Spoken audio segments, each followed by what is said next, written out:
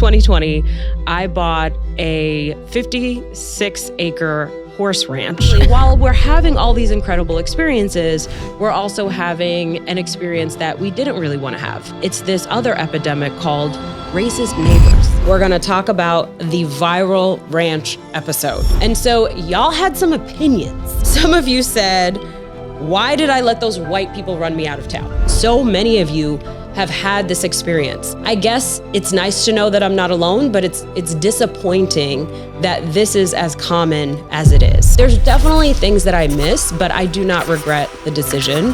We don't have to do things forever just because, it was a dream at one time. So if you allow yourself to step into what you really want for yourself and say yes to that next dream, you just never know what's gonna unfold for you. Some of you wanted to get the tea on what I did after I sold my ranch. Welcome to the Hello 7 podcast. That's 7 as in 7 figures. I'm your host, Rachel Rodgers. Hello, and welcome back to the Hello 7 podcast. So today, we're going to talk about the viral ranch episode, okay? Last September, I published an episode sharing with everyone why I sold my 57-acre ranch. If you haven't seen the episode, you should definitely go watch that first. It went completely viral. We had 260,000 views here on YouTube. The reel, just sharing a clip of it on Instagram, had over 1 million views, tons and tons of comments. I even had somebody stop me in the street and they were like, "You're that ranch lady." So let's talk about that. This is a follow-up because there were so many comments and questions that came out of that episode. So today I'm going to answer some of your questions. We're going to talk about some of the reactions to that episode. And then I'll share with you what's next for me after selling the ranch. So this episode, I was just so shocked. I decided just on a whim to share the story about my ranch. It was called the Rodgers Ranch, located in North Carolina. And I had 57 acres with horses and trails. And it was just this really beautiful property that we enjoyed for several years. And then I shared in the episode that I decided to sell it because I had racist neighbors. And, I just decided that I didn't want to get into a federal lawsuit with them, which is the stage that we were at. And there were other reasons as well, like just other things going on in our lives that we decided maybe this isn't the right place for us long term. And so y'all had some opinions, okay? Lots and lots of opinions came my way after that episode. And I literally never could have imagined that it would be seen by so many people, that there would be so much interest in this story. So that was really interesting, fascinating to me that it got the response that it did. But I think one of the things that I learned from it is that you really appreciate a vulnerable story, a true story, and, sharing okay, how does it work out, right? We always see people winning, right? Like, oh, I had this $1 million lunch, or, oh, I bought this beautiful property, or, oh, I had this whatever big win. And then we never hear what happened after that, right? Was it always winning? Where there are some downsides, right? What part of it doesn't work? And so I'm glad that y'all got so much out of it. And so I thought today we would do a follow-up. So I shared some of the stats already, 266,000 views on YouTube, over 1 million views on Instagram on the reel clipped from the episode. We had someone in Botswana who said this episode has reached Botswana. Okay. So there are people around the world who saw the episode, which was really cool. And I went to speak at the Black Congressional Caucus in DC in September of last year, September 2024. And when I went to speak, there was someone in the audience who said, "You look really familiar." And I said, "Well, maybe you know me from my books." And she was like, No, you're the ranch lady." And that's how she knew me. So that's how impactful this episode was for so many people, which was really cool. I'm surprised it reached so many people. So that felt really good to know that that story was so valuable for people. And I just decided to share it on a whim, which is hilarious. You can plan content forever, and it's not that content, but the content that you decide to share on a whim that sometimes has the most impact.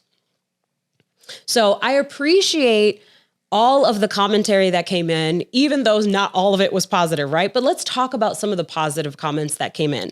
Stephanie Perry, who actually was later a guest on this podcast, she said, "A good lesson for us in not choosing the struggle." Amen, Stephanie. Okay. We do not have to stay in situations that aren't working for us just because other people think it's something that we should stay in, right? Or other people are impressed with it. That's not a reason to stay in a situation that's not working for you.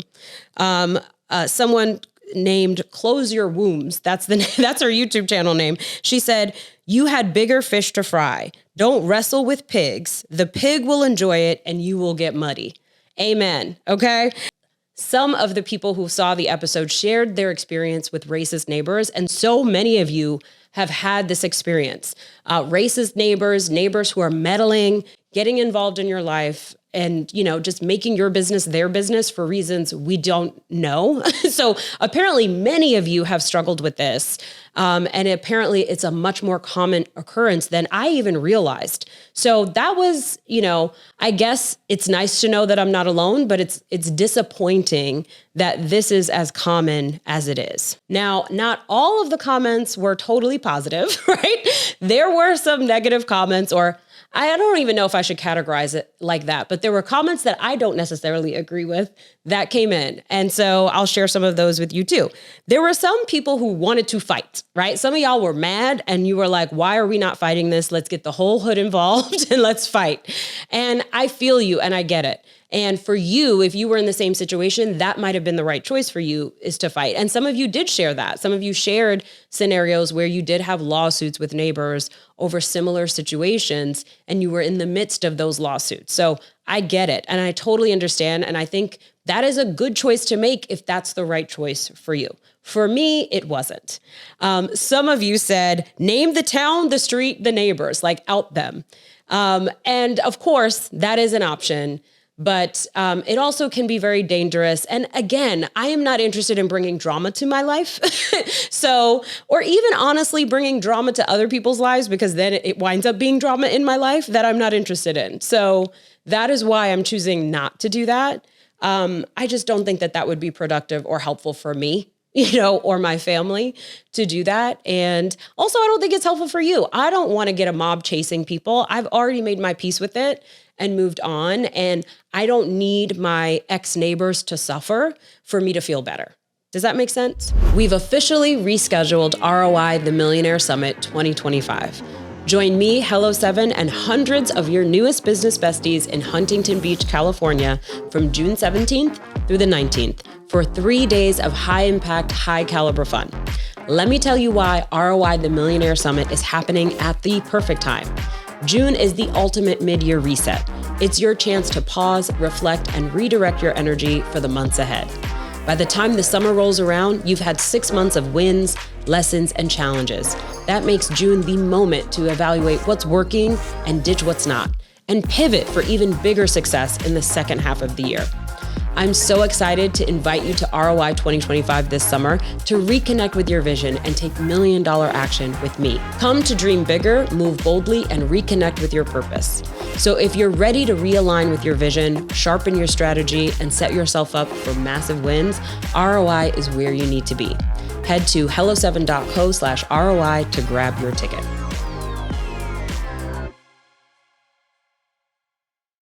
Some of you said, why did I let those white people run me out of town? Okay. This is probably my favorite of the not so supportive comments that came in. And honestly, that is one way to characterize it, right? You might feel that I let white people run me out of town. And you know what? That's valid to feel that way. That's a valid response. For me, I don't feel that way. I feel like I made a choice. I made a decision that made sense for me, that made sense for my family. It was a decision that my husband and I were aligned on, and I think it was the right decision. I do not have any regrets. Now, do I miss the property? Absolutely. There are times where I think about different parts of the property, like walking up to the barn and seeing the horses in the morning and then doing all of the work, like shoveling the poop. I don't necessarily miss the shoveling the poop part, but it was really beautiful to wake up in the morning and go for a walk around your own property and see the horses. Like, that was beautiful. I had a really beautiful office space on the property that I enjoyed every day, and that I used to film this podcast at. So there's definitely things that I miss, but I do not regret the decision. And I don't personally feel like I let white people run me out of town. But you know what? You're free to feel that way if you do. There were folks who also have big pieces of land that said they will never sell, no matter what fight comes at them. And I get it. I totally get it. Have y'all seen Yellowstone? Yellowstone, if you've not seen it, you got to see it. And of course, I watched it because I had a ranch too. But Yellowstone is a story about legacy ranch owners that own, hundreds of thousands of acres in Yellowstone in Montana. And, the constant battle that they are under just to be able to pay the taxes and to be able to keep up with the property and to get enough value out of the property just to cover the costs. And it's a struggle that I understand. Now, we totally could afford the costs of upkeep related to the ranch, but it was also a choice, right? Like that's money that could be saved for the future or spent on something else. So just know that like, if you decide to hold on to your property, I get it. And I understand that for some people, it's a bit of a fight. So kudos to you. And I hope you have community around you that is supportive. And I hope you have some ways to monetize that land to help you cover the costs. Someone in the comments also shared the story of Sheila Johnson. Now, if you don't know Sheila Johnson, she is the first Black woman billionaire in America. Yes. So it wasn't Oprah. Oprah actually was the second Black woman billionaire. Sheila Johnson was the first. And she's the co-founder of BET, Black Entertainment Television. And when she got her proceeds from selling that company, she decided to buy hundreds of acres in Middleburg, Virginia, and develop that land into what now is the Salamander Resort. Okay. It is a beautiful property. I have spent lots of time there and absolutely love it. And she faced similar challenges where the town was really, really against this Black woman owning this big piece of land and bringing this resort to this small, quaint town. Now, fast forward, Sheila fought with them for years to make this happen. And not only fought, but also worked to get buy-in, right? To get locals excited about this property and to see how this resort was actually going to improve the town. Well, now fast forward, and Middleburg, Virginia is this amazing town that has all of this tourism. It has revitalized the downtown area. All of these stores and restaurants have either been saved or new stores and restaurants have been added because she made this such a destination in Virginia, right? In this horse country, wine country area of Virginia. And, it was not an area that had ever seen a Black woman owning a lot of land like that. And of course, there was a lot of backlash, but she fought through it. And so some of you shared that as an example. She has an amazing book called Walk Through Fire, and I highly recommend that you read it. I have read it. And I've actually had the pleasure of interviewing Sheila at an event last year. So it's an amazing story. And if you're interested in owning property, it would be a great story to read. And while that was definitely the right decision for Sheila, and I'm so glad she made it because I have enjoyed Salamander Resort many times with my husband and with my kids, and it still was not the right choice for me. One person commented that I was trying to justify my decision, and that's why I was telling my story. No, I wasn't telling my story to justify the decision. I was telling my story just because I thought that there was value in it, right? I thought there were some valuable lessons for people to learn in how I handled that situation. And it was a growth moment for me. I'm definitely the fighting type, okay? I'm a fiery fighter, and that's how I've been most of my life. But I'm entering a new stage in my life where I don't want to fight all the time anymore. That's not how I want to spend my time and energy. And so I decided not to. So it really wasn't about justifying the story. I wasn't looking for anybody to validate my decisions. Really, I'm always just looking to share my experiences and share the lessons learned. So speaking of lessons learned, let me share some of your favorite lessons from that ranch episode. So one of them was, let them be wrong about you, right? One comment was, let them be wrong about you, blessed me. Okay. Yes, it is okay for people to think things about you and for you not to spend your time and energy proving them wrong, right? You don't have to let them think it. Okay. Let them think it. Let them say whatever they want to say about you. Let them feel whatever they want to feel about you. And don't waste your time trying to get people to believe something different, right? Don't waste your time trying to get people to know who you really are. Some people are not worthy, right? Some people are not worthy of knowing your real self, your true self, and they're not worth your time and energy. So that was one of the lessons that you loved from that episode. Another one was holding on loosely. Okay. So I talked about how you can have a dream, but hold it loosely because sometimes something even bigger and better comes along. So, we don't have to hold on to it so tight, believe that it's possible, and just keep moving and going with the flow, right? Rather than it having to happen exactly how you want to or exactly when you want to. Okay. So some of y'all loved that lesson of holding on to your dreams loosely. As someone else said, that they loved the lesson about it's okay for a dream to end. Yes, we don't have to do things forever just because, it was a dream at one time. And of course, the ranch, selling it is not my first time in ending a dream that I once had, right? So like my dream since I was 8 years old was to become a lawyer. And I did all of the steps over, high school and college and going to law school to become a lawyer. I practiced law for 7 years and then I was done with it and moved on to something else. And the something else that I moved on to, business coaching, has gone so much better than I could have ever imagined. And if I was still a lawyer, I'd still be a really good lawyer, but not necessarily like the best lawyer in the world.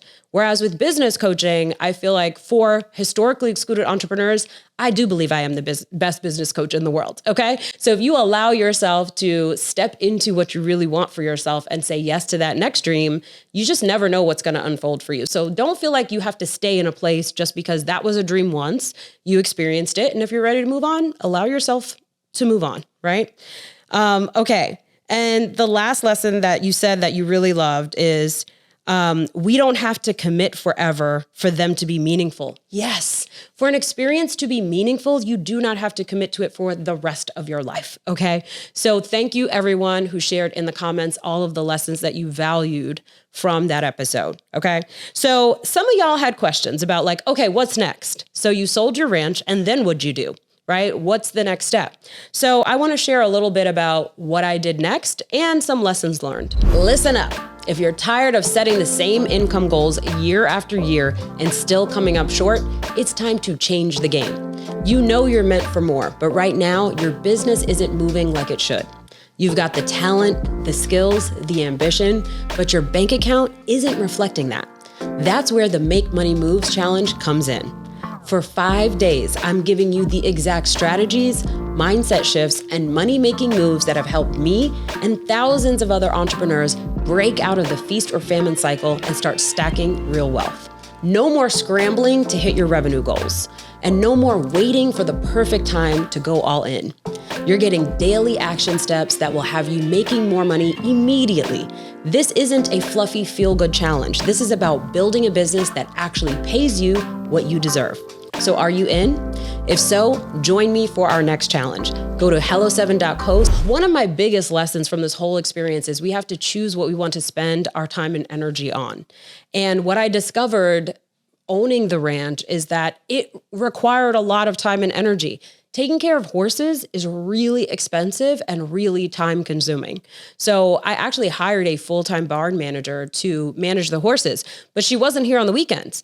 And so we tried to get weekend help and we really struggled with that. And often we were the weekend help, right? So I would work all week in my business and then I would spend the weekend sometimes taking care of horses. So, it was just learning how much time it takes to take care of a piece of land, right? And asking myself and being honest with myself as to whether this is actually how I wanted to spend my time. The other thing I will say too is if you buy a piece of land and you have a vision for it, it takes a great deal of labor to change the land and make it something different, right? To farm it, to build, buildings on it, to make it a place where animals can live comfortably. All of that is an enormous amount of effort. So again, these were all things that I enjoyed for a while and then I didn't. And so I decided that that's not where I wanted to put my time and energy.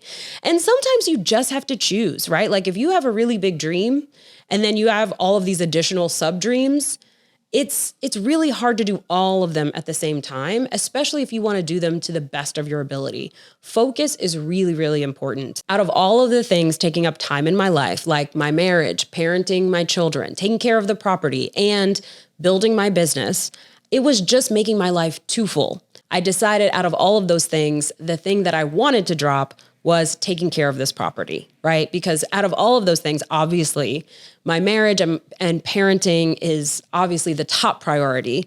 And then from a career perspective, my business, I have big dreams and big goals for my business. We are currently on a plan to build Hello7 into a $100 million company. I could not focus on that and make that happen as well as manage this property, right? Which took up a lot of time. And so, yes, could I hire other people to do it? Yes. I mean, I would still have to manage those people, right? So it just felt like, let's simplify life. And I think that's the stage of life that I'm in, where I just want things simpler. I want more ease. I want more free time. I want more focus on my family. I really enjoy spending time with my kids. Like, just our morning routine is so fun every morning. So like, I want to be present for those moments and not overworked because I took on too many projects. So some of you wanted to get the tea on what I did after I sold my ranch, because obviously I lived there. So I needed another place to live once we sold it. And what we decided to do was move to the Caribbean. And so we live on an island in the Caribbean and have really, really enjoyed it.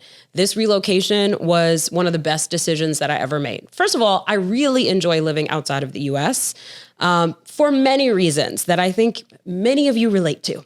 Okay, including not just racism, but just a lot of the things that we are seeing, especially right now from this administration. Just having some distance from it feels really, really good. So I really like living outside of the US. Another reason I wanted to live outside of the US is things like, the lack of gun control is something that really, really concerns me as a parent. And so it just felt right to choose to relocate because we had the option to. And moving to this island has been really, really beautiful. We live in a golf cart community. We have neighbors that are locals and then neighbors from around the world. And it's just been a very fun and enriching experience. And I spend a lot of time in the US still. So I come here for work. I come here to record this podcast and to do press and events and many other things. And whenever I go back to the island, it just feels so good to go home and be in sort of like a more chill rest mode, right? The day-to-day of running my business and the day-to-day of life, like parenting and being a wife and mother and all of those things just feels really good. So if you are thinking about leaving the US, I have to say it's been great for me. I know there's so much fear that comes up about, just getting used to a different culture, the customs. There's a lot of fear and anxiety around becoming an expat. But I have to say, for me, it has been the best decision. And it's something that I actually really wanted to do ever since I was 19 years old and went on study abroads all over the world. So if it's something you're thinking about, I encourage you to go check out the place that you're thinking about moving, do a couple of scouting trips, hopefully get to know some people there. And then the last thing I will say, because I do see a lot of complaints when we hear about Americans moving overseas, right? There's a lot of commentary. And I think sometimes it's because Americans can expect to move to another country and then expect that country to bend to make them comfortable, right? That's not how it works. If you choose to move to another country, you should become a member of that culture, right? Adopt that culture as your own, respect that culture, and contribute to the culture, contribute to the island. So one of the beautiful things that we were able to do is we were able to partner with a nonprofit on the island that we live on, and we built the first birthing center on the island, which was amazing. And when I say we, I mean they built it. All I did was write the check.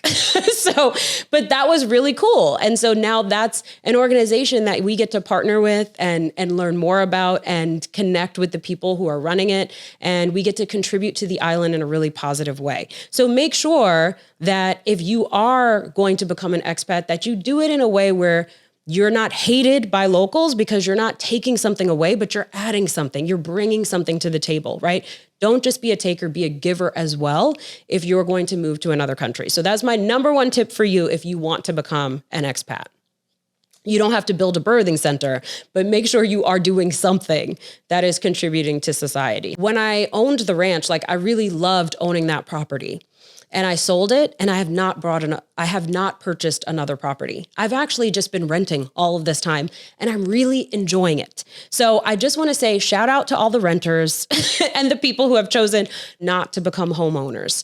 I really like the lightness and the lack of responsibility in association with not being a homeowner. So there was so much responsibility running the ranch, and it's really nice to just have a property that whenever there's a problem, I just call the landlord and they fix it. It's their problem, not mine, right? All I got to do is write a check every month for rent. So I've really, really enjoyed that. And I didn't think that I was somebody who was going to enjoy that after being a homeowner. Now, I still own investment properties. I have a couple of investment properties that are just income producing properties, and I really enjoy owning real estate that is an investment, but I also enjoy being a renter and having no additional costs other than that one rent check.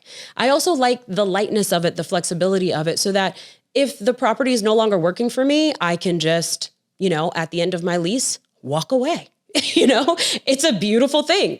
So I think sometimes we really glorify these certain pathways, right? Like we have to become homeowners. We have to take certain steps. Another one that's common is like, we have to become parents. We don't have to do anything. We get to do whatever we want to do. This is our one life. So run your life how you want to run life. But I will say I'm really enjoying not renting. Does that mean I will never own property again, or I won't buy, the home that I live in the future? No. But for right now, I'm actually enjoying it. And you know what? It's a really good thing that I chose to rent when I relocated, because there's a new business opportunity on the horizon that might take me to yet another country. So now I can consider that option without thinking about having to sell a piece of property before I take advantage of it. So that's really great. So I'm really valuing at this stage of my life, adventure, peace, having fun with my family, having more ease in my life, having one main area that I'm working in and, responsible for, but not necessarily having all of these complicated business ventures or just different things that I'm into. Now, I love to invest, and investing is really great because all you do is write a check and you don't do any of the work. Okay. You advise every now and then, and it's really great. So that's one of the reasons why you want to focus on your entrepreneurial journey, because then you get to a place where your business is kicking off enough profit that you can take some of those profits and invest in other companies or invest in properties that generate income without a lot of labor. And that's the ultimate goal for building wealth, right? To be able to make money that you don't have to work for. So that is my ranch follow-up episode. I hope it was valuable for you. Thank you for watching. Thank you for commenting, for engaging with this channel.